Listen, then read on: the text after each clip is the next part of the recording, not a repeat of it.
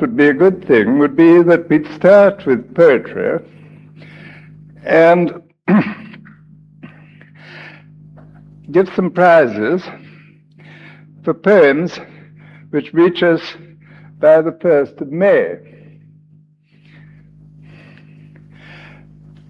And then that we'd have an art exhibition for all the visual arts that we can muster all over this house from the middle of July, when after the last meetings, turning the second half of July would be devoted to seeing people's work, drawings, paintings, perhaps sculpture, perhaps pottery, perhaps whatever. But that's an exhibition. This one I'm talking about now is a competition. And the idea, the sort of thing we want, is some expression of a moment or experience which is very unusual, or more of a peak experience than we ordinarily get. And this expression should be short, economical in expression, according to the 5th step in yoga of attenuation, putting something in a nutshell. We're not prescribing any particular form. We have had competitions before now in haiku, the Japanese short verse, and so on. Any form, but short, and containing as much meaning as possible in the most economical way.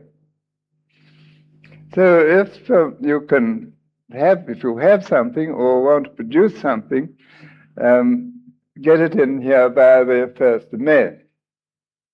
Right?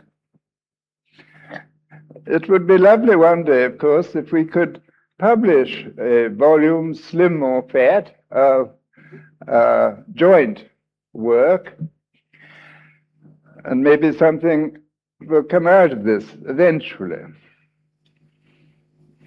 Any questions about that?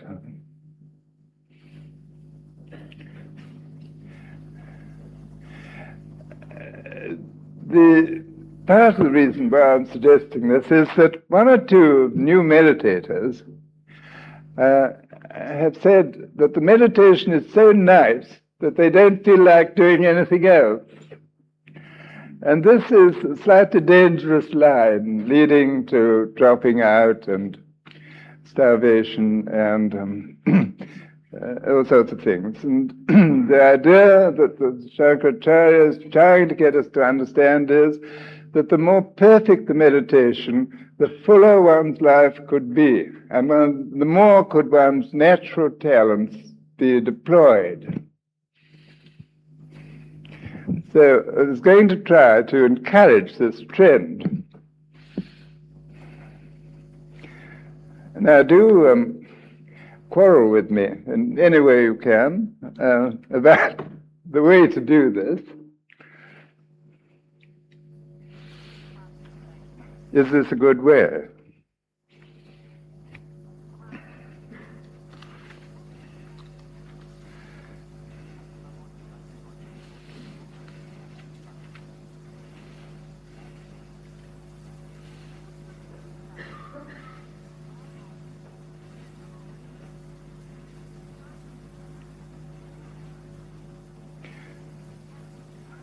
Good. Well, perhaps we'll all get worked out about this as the sun comes out and the warm winds blow.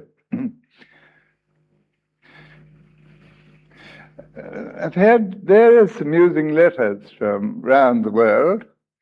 One from Auckland, New Zealand, one from Toronto, And this one from California.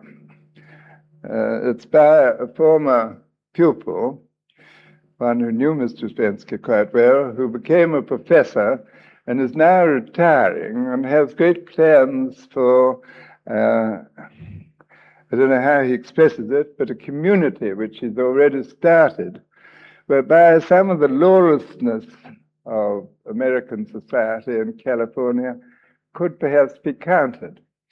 But he doesn't know about the meditation yet, although he's read A Lasting Freedom. But he puts things rather amusingly here. He says, can one entice you to visit California?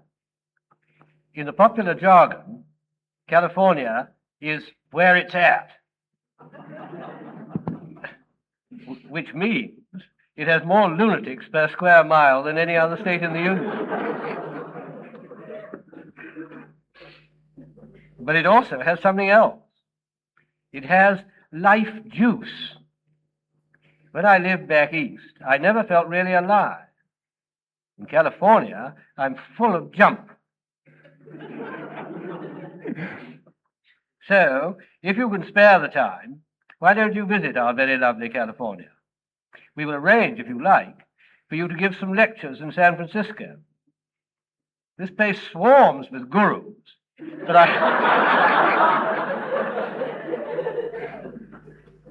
I expect we could round up an audience for you.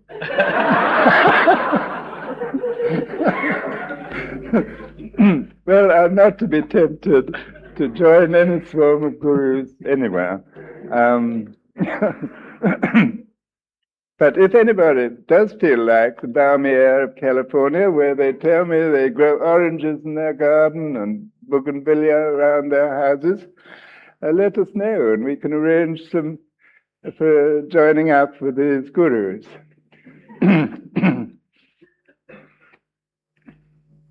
Well, now we come to our questions here. Oh, by the way, Nolan Hyatt went off, caught his plane all right on Saturday, and should have arrived already because they're 12 hours in advance of our time here, but we haven't had a cable yet.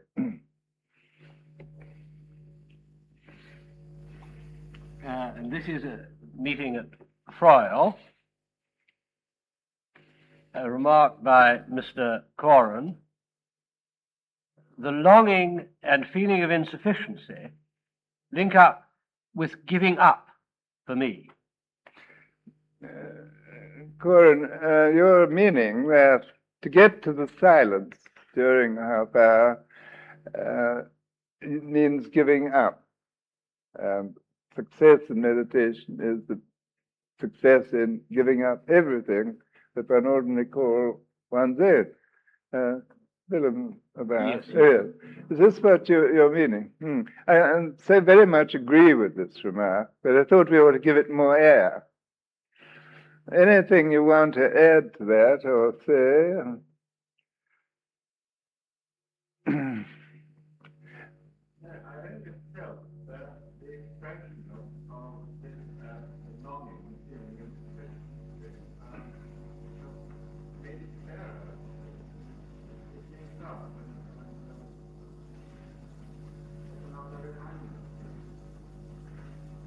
Yes, Mr. Coren says that the way you expressed this idea of the longing and feeling of insufficiency made the whole thing clearer and was another reminder.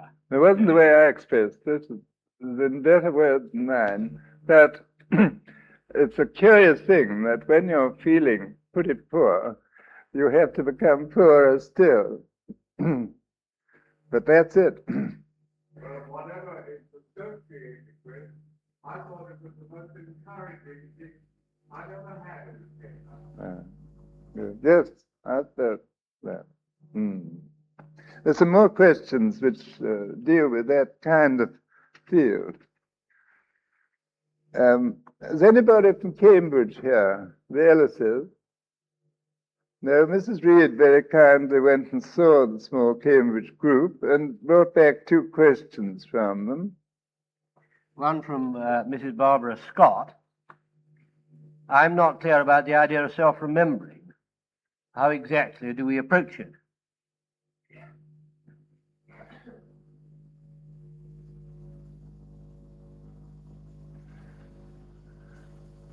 Well,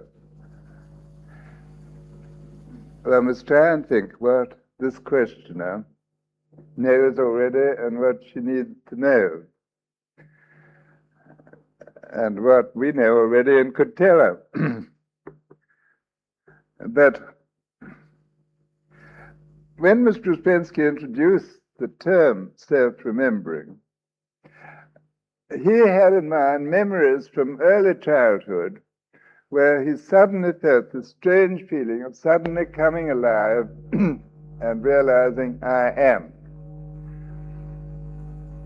And these moments stood out in his memory, whereas all the rest of his life was in sort of half light and obscure. And then he would say that if this was the whole meaning of life for man, there must have been a simple method, a natural method by which he could do it. But when Mr. Ouspensky met the fragments of our system in Moscow before the revolution, there was no mention of such a method, which had evidently been missed out on. And he went to India, had been already all over India, to try and find a tradition which knew about such a method, but had failed.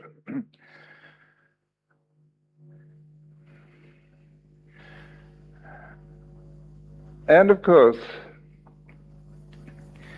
it was taught originally in our system that the self, real I, was not there in people. And the grandfather of the grandfather of that I was not yet born in people. And this led to a lot of disasters and tragedies from which we've only escaped with the help of the Shankaracharya, who points out that in all human beings and all living things, some fragment of this universal self, the clear consciousness, is present. Only the vast majority of us don't realize that what delightful moments we have rarely but definitely experienced, especially in childhood, emanate from that self and are a proof of its presence. So the first thing about self-remembering is to realize the eternal presence of this source of moments which we treasure, and try to remember that this is the chief aim in human life, and never rest until we find ways of connecting ourselves and keeping this in remembrance as much as possible. I mean, it's a big question she asks, and Eleanor, you have to think what we ought to say to her on this point. The next question was another Mr. Fairs. I didn't know there were two Mr. Fairses, but this one spelled without an E, Derek, in Cambridge. The idea of meeting the demands of a situation has interested me for some time, because I don't do it. However, lately, I notice sooner when I have failed to meet a situation directly. It used to come to me after about 3 months. Now, it may be 3 weeks. Not quick enough yet. Can we hope to catch up with situations in time? Nevertheless, this is our chief spur. The realization as soon as possible that a situation we've been in could have been made better if we'd been awake. This is the great spur. As long as we're content and feel that all the situations just happen, we aren't able to do anything more about them, that we're good enough already, we won't make any progress at all. Very soon, however, if the Cambridge group does its job, he'll realize before the situation occurs, while there's yet time. Any questions about that?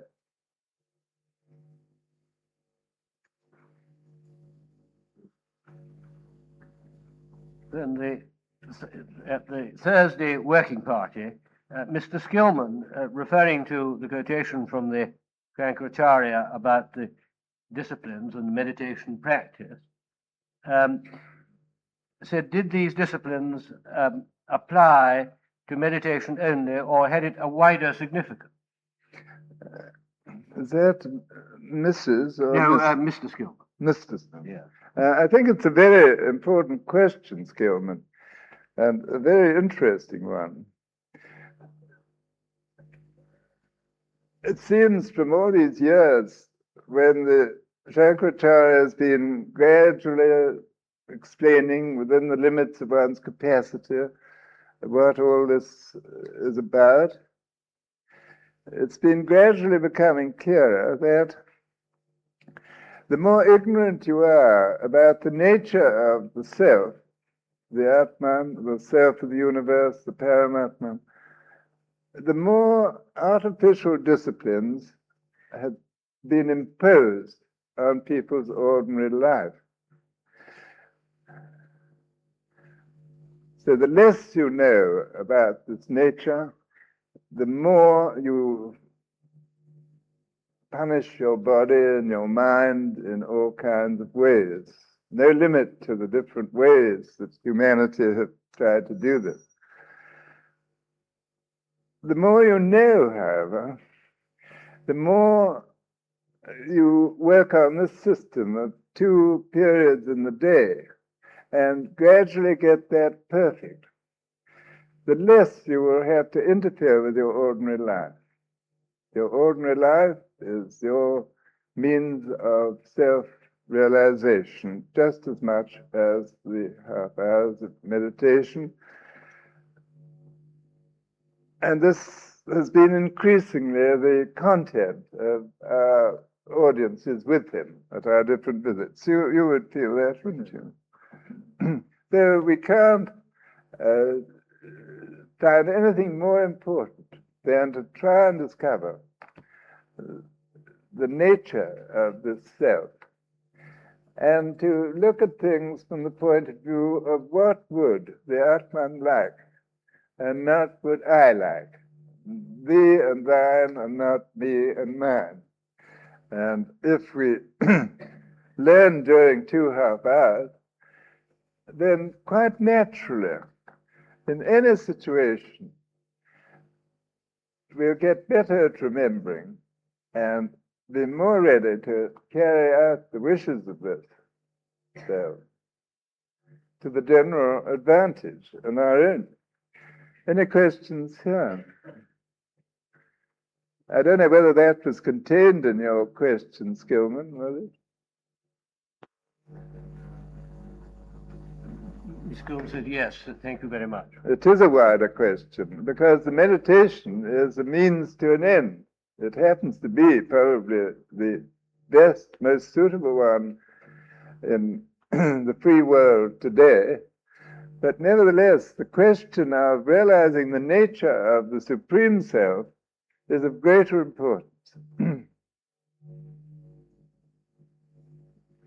It's very unlike all the pictures painted of it, all the verbal descriptions, all the things done in the name of religion or the self. Very unlike.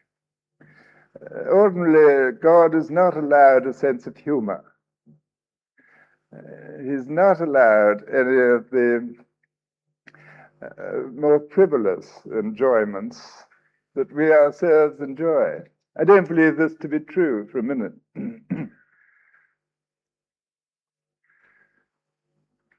Any questions about this? I don't believe he ever gave anything to humanity like the wonders of man's love for woman, woman's love for man, if he meant to take it away.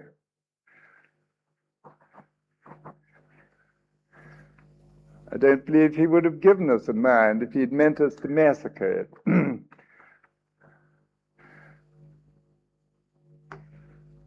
So the present advice is to try and use your talents to the full, and then you will need the energy and you will go for it in 2.5 hours into the treasury. I know it's nicer to have other people's questions repeated to you, but if anybody has any, it lets me know that we're together.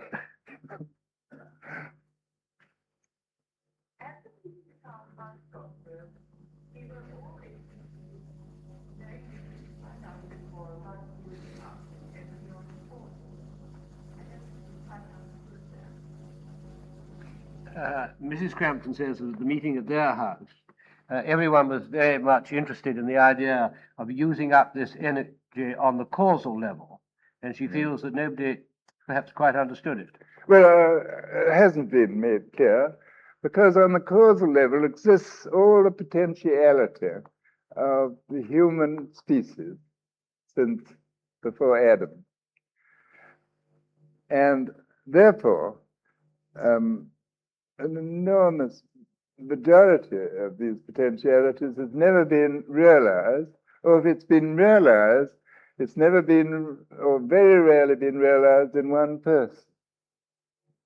And each of us has some small fragment of that potentiality which could be realized, could cease to be just latent.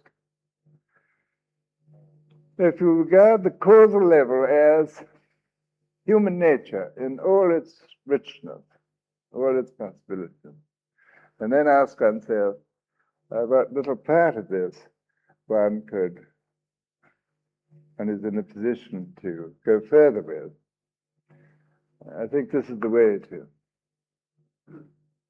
see it. Then at the meeting held here at College on Thursday night with Miss Burdett and Mr. Lawrence said, how is the causal level activated in ordinary man during the day, so that it is in need of greater rest than it can get in sleep?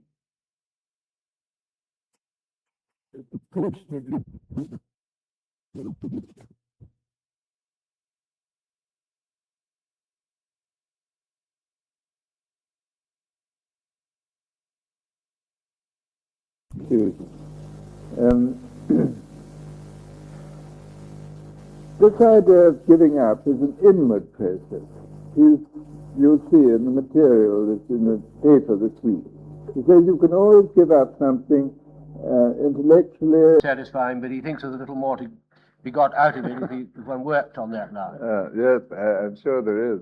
The thing is to get rid of any limiting expression for this, any jargon that fixes it in one small channel, and it is fulfilling one's potential in one's particular setting. And it has to do, of course, a great deal with the creative side in us, which in most people remains latent. Nevertheless, I'm sure that everybody has some creative spark which could be developed. I think that many of us were just wondering why the causal level should get tired, what thought it would take, and that is wrong. Yes, I don't quite know how this arose about the causal level getting tired. Did we say that? I doubt it. Well, he says rest, yes, rest on the causal level, he speaks of that. Rest for Edward Lawrence, not only Edward Lawrence's body, but Edward Lawrence's mind and Edward Lawrence's creative faculty. It means going to the causal level for rest. That's what you mean. It means that if you really lived your faculties to the full, you would need rest on all three levels, and you don't get it. You get it only to the physical level during sleep at night.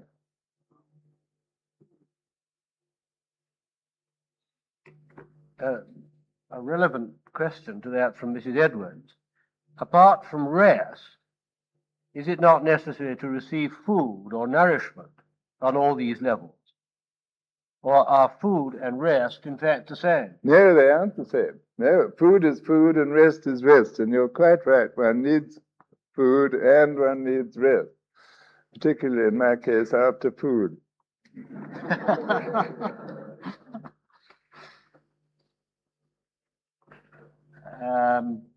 This is the Highgate group, Mr. Miguel. The importance of using oneself fully in order to receive finer energy has become clearer to me. I'm very glad of that, Senor, because you have a lot of talents and you are trying to use yourself fully.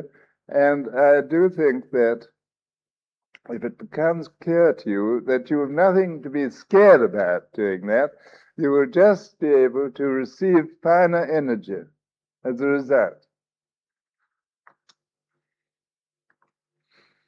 And at the same meeting, Mr. Ray, in connection with the idea of the longing and the feeling of insufficiency, does this explain, blessed are the poor in spirit? It would be a lovely thing, really, to understand that through the veil of language. It always tends to be taken either on a physical level, so that poverty on the physical level has been sought for, as in Tolstoy's case, Leo Tolstoy and others, or it's been taken that you've got to sacrifice all your potentiality for creative work, for mind, for feeling, and become poor in spirit. Neither of those things can be meant. So what does spiritual poverty mean? And it must connect with Corin's question about giving up. Giving up to get the greatest riches of all, the pearl of great price. You have to become spiritually poor in order to get it. But I can't put it right. But the language is the difficulty here. That answer this question. Mr. Geoffroy says, does it mean getting rid of one's luggage? Yes, it has an enormous number of meanings, Claude. Mr. Rupensky used to express it that way, throwing one's luggage overboard.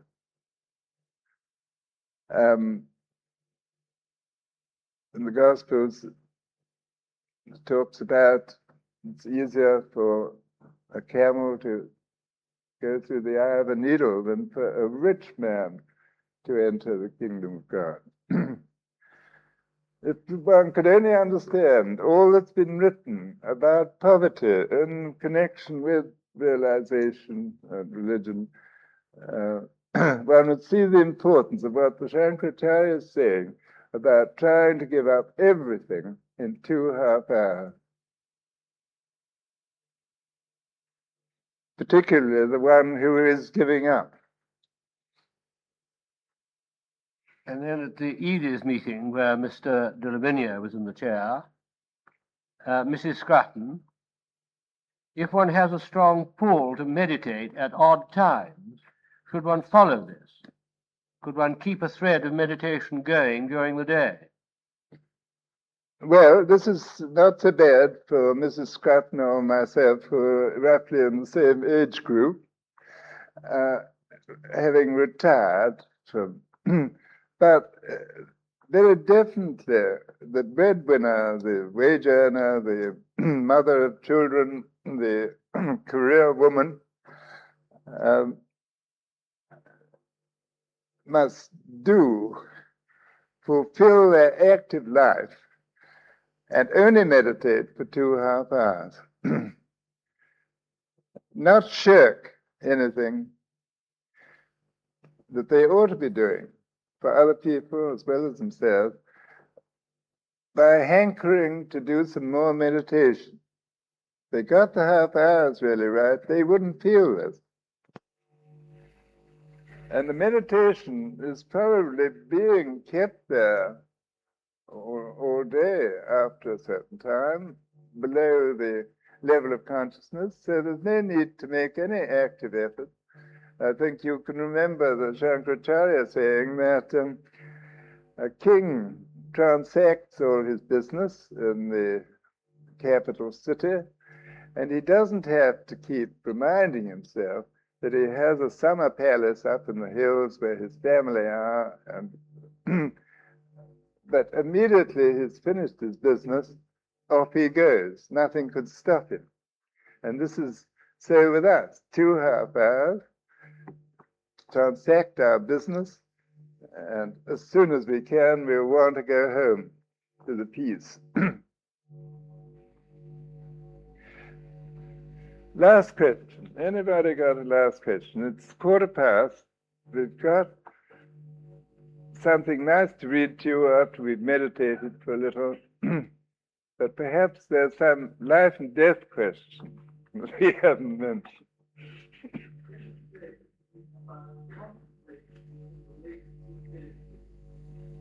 Can you say anything about contemplation in relation to meditation?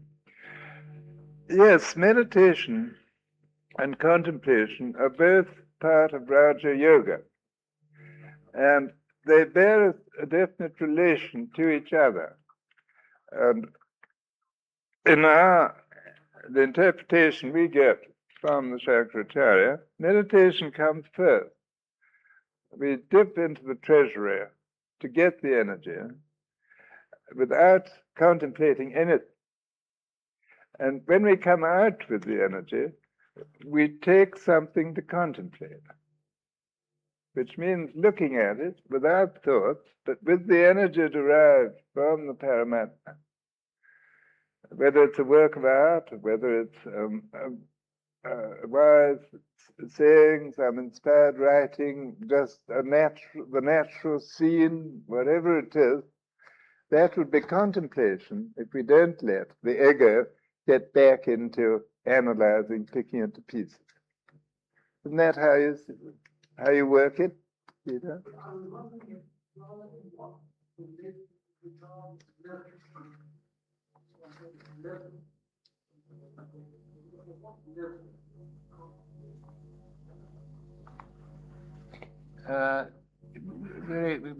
Peter was thinking more about it in terms of relations in regard to levels. One has different levels in the meditation, and he was trying to link up contemplation to different levels of meditation. Yes, it does link, of course, and they're very greatly different levels in contemplation, according to the fineness of the energy used and the capacity to control unwanted functions interfering. Contemplation must be by somebody who has control.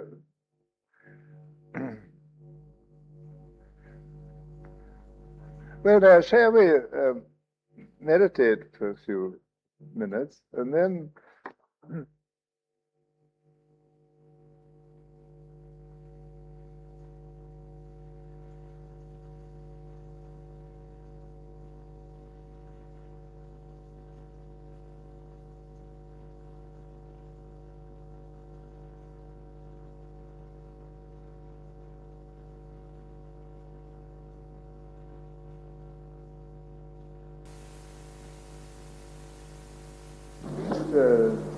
nearly at hand, and here's an Easter message from Sir John Chrysostom, meaning golden tongue, one of the early Christian fathers whose sayings were included in the Philokalia.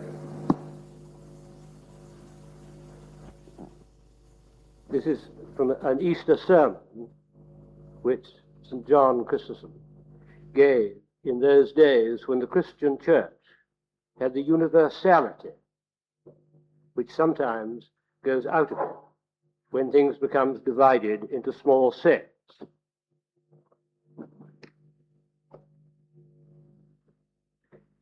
If anyone is devout and loves God, let him enjoy this fair and radiant triumphal feast.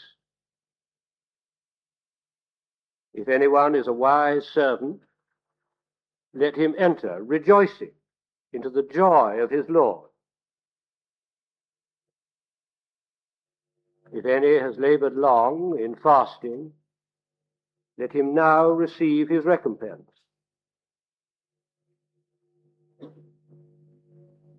If any has worked from the first hour, or come at the third hour, or arrived at the sixth hour, or is delayed until the ninth hour, or even has lingered to the 11th hour, let him also not be alarmed at his slowness,